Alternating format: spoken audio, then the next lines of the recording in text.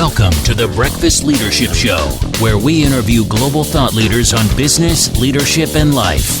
Here's your host, keynote speaker, best-selling author, and chief burnout officer of the Breakfast Leadership Network, Michael Levitt.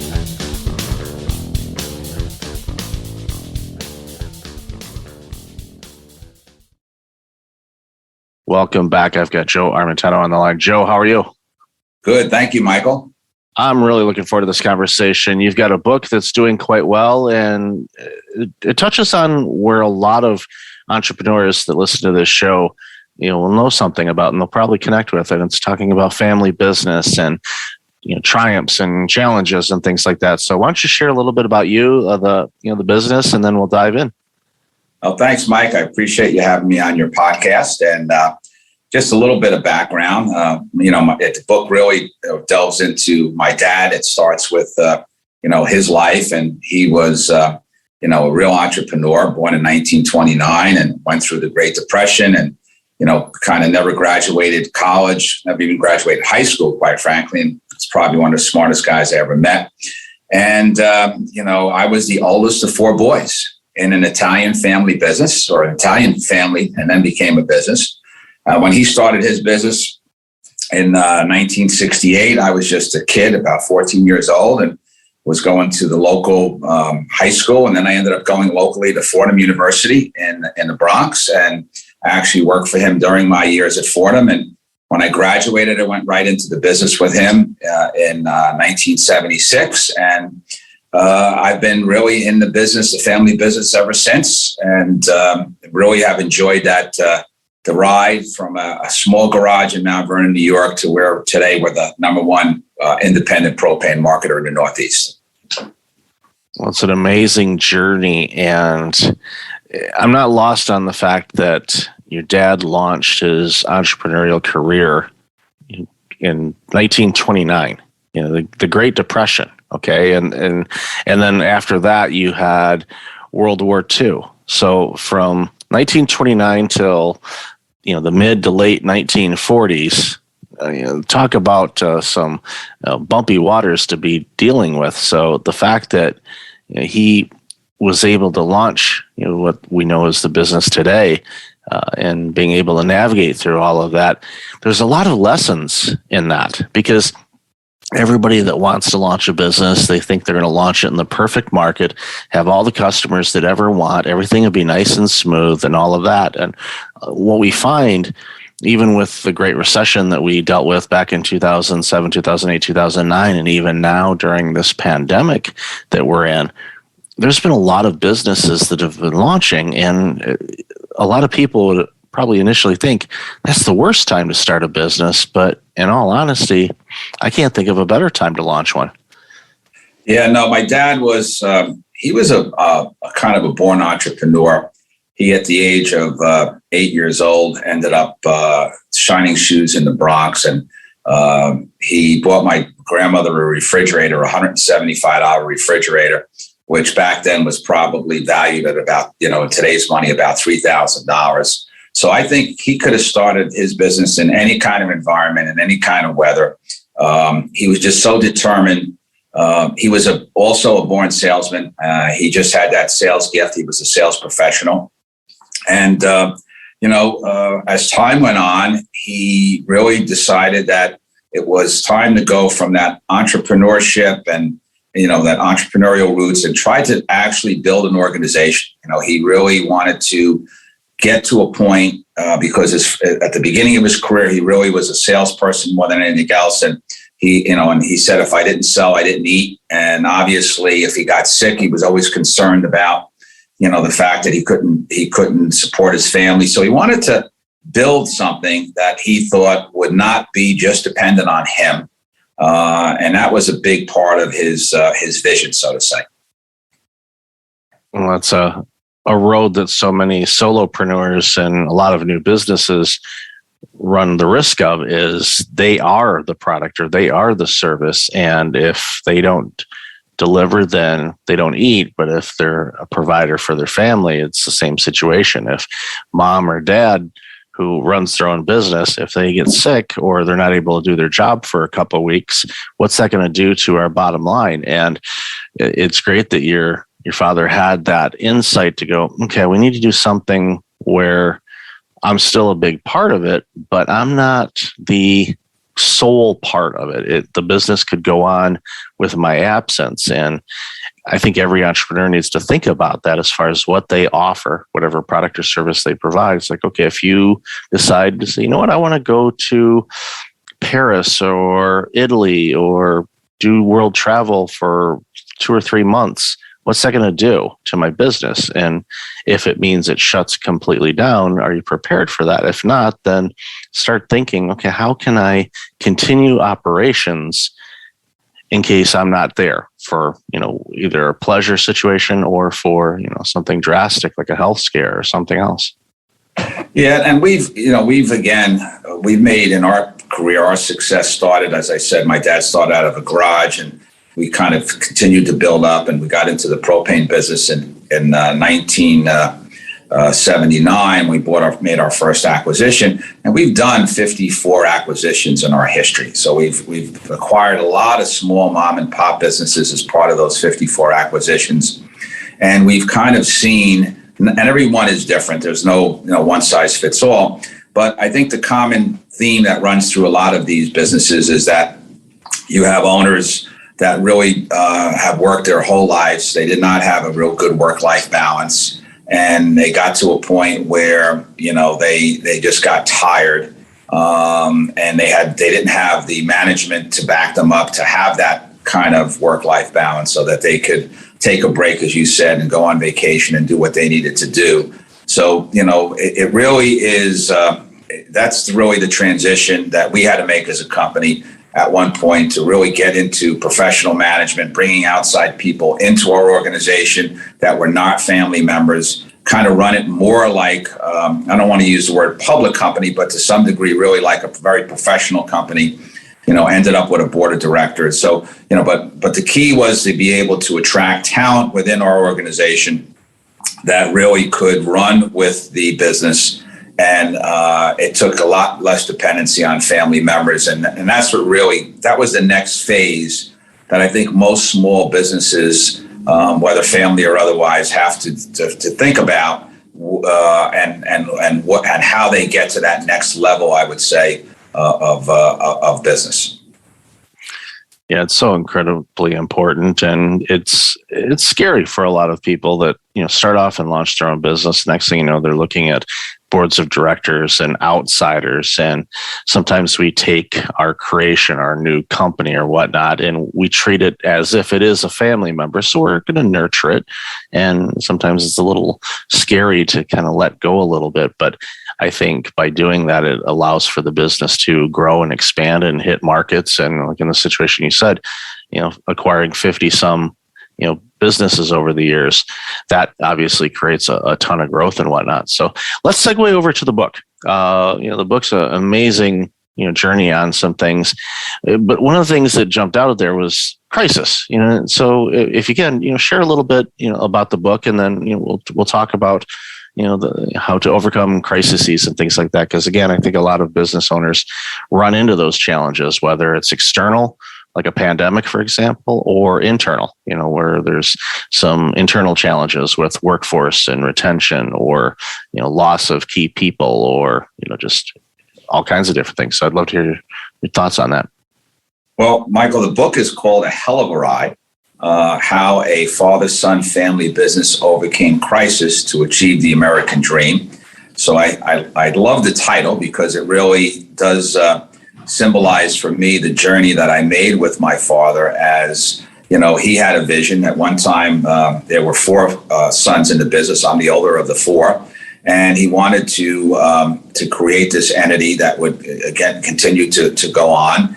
And through that, there's not probably not one thing that we haven't experienced. We've experienced just about anything and everything you can think about in a family business, from crisis, whether it be business cycles, whether it be we had an accident, that nearly bankrupt our company.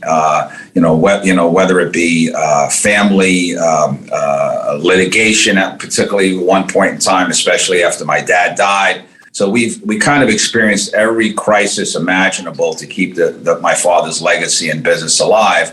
And that's a big part of the business of the book, is really how we overcame challenges and how in some cases we turned really challenges into opportunities, and how we made those opportunities, really took advantage of situations where, we saw the silver lining. We saw the way to monetize things that were really at one point you would see as big challenges, and they became opportunities. So it's also a father-son book, which is interesting because, again, the relationship I had with my father I call it a 1 in 1,000 relationship, because he was my dad. He was my best friend. He was my mentor. And eventually we became partners as he developed more trust in me and gave me the responsibility to be the CEO. We became partners, and, we did just about everything that you can imagine together. And what was unique was we were also very different personalities. He was the hard-driving, charismatic, upfront kind of guy, and I was the kind of behind-the-scenes, a little bit more professional manager, CEO. But we gelled together extremely well, got through a lot of conflict. My father loved conflict. He reveled in conflict. I think one of my favorite authors, Pat Lencioni, talks about the 5 dysfunctions of a team. And one of them, he says, is conflict. And that was not lacking in our business. Lack of conflict, we had it. But it was healthy because we never took, and this is, I think, in family businesses where, especially family businesses, more than any other type of business, there's so much emotion that's involved in family business that people tend to take actions by other family members personally. And in most cases, they're not personal, and they're not meant to be personal. So that's the thing that my father and I really had, I think, more than anything else, an ability to argue, scream, yell, debate, however you want to describe it. But the next day, we did what was best for the company, and there was no scars at all as it relates to any of the conflict we had. Well, it's good for growth. Conflict and change both start with the letter C. And if you don't have conflict, then there's that chance that you're just going to rest on your laurels and say, okay, because if you think about your business, if you didn't go and acquire those 50 some other businesses, your organization would not be where it is right now. And I'm sure there was some conflict regarding, is this the right business to acquire? Does it line up with things? Or, wow, they're dramatically different. Should we do this? I'm not trying to guess what some of those conflicts were, but in normal day-to-day operations, there are things, obviously there's challenges, vendors.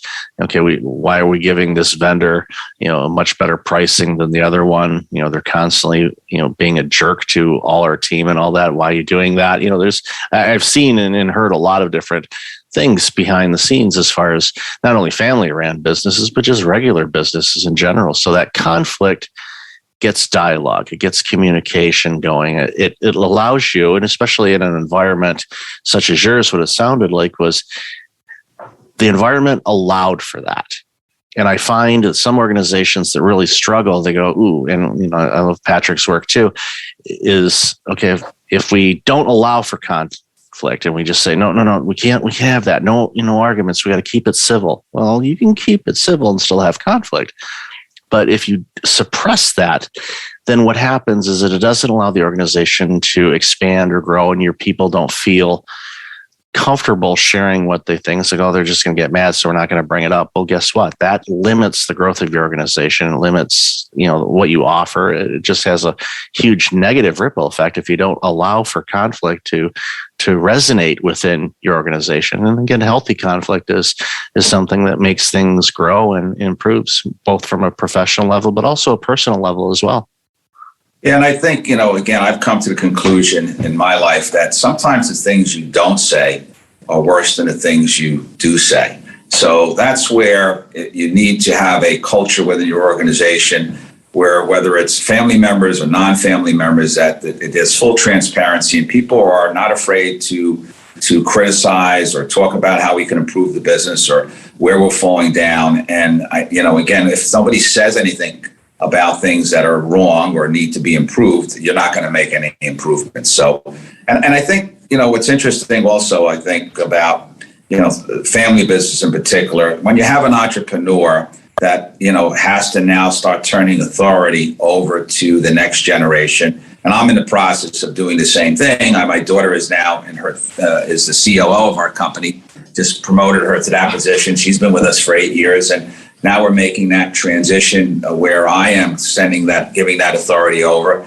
And I'm trying to learn and take the lessons that I learned from my father when we went through that period of time where it was very difficult for him to be able to trust me. So I had to, and that was where some of that conflict came as well. And, just saying, listen, can't be a Monday morning quarterback. You just need to trust me. I'm going to make some good and I'm going to make some bad decisions. But overall, I think I'm the right person for this particular job. I've always separated my CEO role from my family role. Another thing that I think is very important in a family business. And I've also been, and I guess I've always been a very good delegator. It's one of the things that I tend to do extremely well. And it's not easy for entrepreneurs and business owners to delegate because sometimes you lose something in that transition process. But over time, it really does help build your organization. Delegation is something that I was lousy at earlier in my career. And then the pendulum swung and it got to the point where, okay, who besides me could work on this?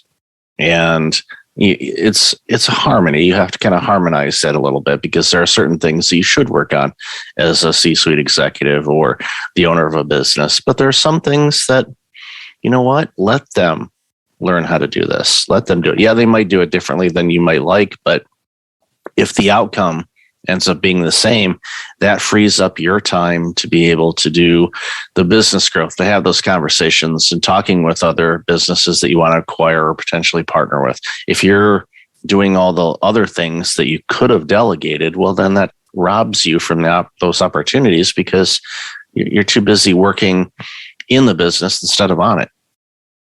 Yep, agree 100%. So it's, building a business and building an organization is not easy, but it really is, to me, a lot of it has to do with attracting the right talent, having the right culture within your organization, and trusting people to basically and empower them to make decisions. So as we get close to wrapping up, a follow-up question, and this is, the work that you're doing with your daughter, who's the CEO and, the likely successor to, when you decide to step down or step away a bit and all of that. Obviously you have those memories of when you were working with your father going through that exercise.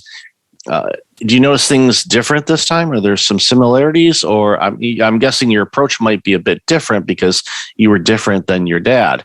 But I'm curious, in her situation and working with you, how that is going, as far as, are you learning some things from her? Is that something that I always tell people? It's like, always learn from people. Doesn't matter if they're older than you or younger. We can all learn from experiences and whatnot. So I'm just curious to, see without, obviously you don't have to reveal trade secrets or anything like that, but, I'm curious as to how that process is going so far. Yeah, thanks. No trade secrets here, but interesting. My father and I had different skills, and we tried to maximize my skills in business situations, and certain situations, his skills were stronger. Same thing with my daughter and myself. She's got skills that I don't have. I may have some skills right now that she doesn't have. So we try to complement each other in the same way. I really do reflect back as I'm transitioning my daughter on the conversations and times I had with my dad. Even though I am different from my dad, I'm not so much different in the fact that I want to make sure that the business is successful. So I find myself having to sometimes make sure I don't, I talk to my daughter every day, at least a few times a day. And sometimes I have to say, I don't want to talk to her anymore. I need to let her be. He said she likes to call me and get feedback, but it's going extremely well. Maybe there'll be another book in my future as it relates to what that end game is, because in my book at the end, it really does talk about what the future is going to look like, what are the possibilities. So, I still love business. I'm very passionate about it. I'm very fortunate that my daughter has that same passion. So we now have 3 generations of passionate business leaders. And I think, again, if I'm going to say anything about business, whether they're in their own family business or they're owners themselves and they've been in the business for a period of time, if you're not still passionate about your business, and if you're a family member that's in the family business and it's really, you're not passionate about it, it's probably not the right place to be. I've experienced that with 3 younger brothers, some of them more passionate than others that were in our family business at one particular point in time. But the passion, I think, will carry over to help. It's really it's the beginning of success. You really have to have that passion, because without it, you're just not going to get involved in self-development. You're not going to get involved in learning. You're not going to get involved in really growing both the business and yourself to make it successful. Well, I think the secret sauce is passion for sure, because you see it in every successful business. The passion was an element to it that helped them get through the challenging times, to take the risks, to grow, to think beyond their 4 walls in their office building and really take their organizations to the next level and make an impact. And 3 generations into a business says a lot. And I commend you and your entire family for the success that you've had and the success in the future. So, Joe, I've loved this conversation. Where can people find out more about you, the book, and all this awesome work you're doing? Well, the book is available on Joe Armentano. That's ARMENTANO.com.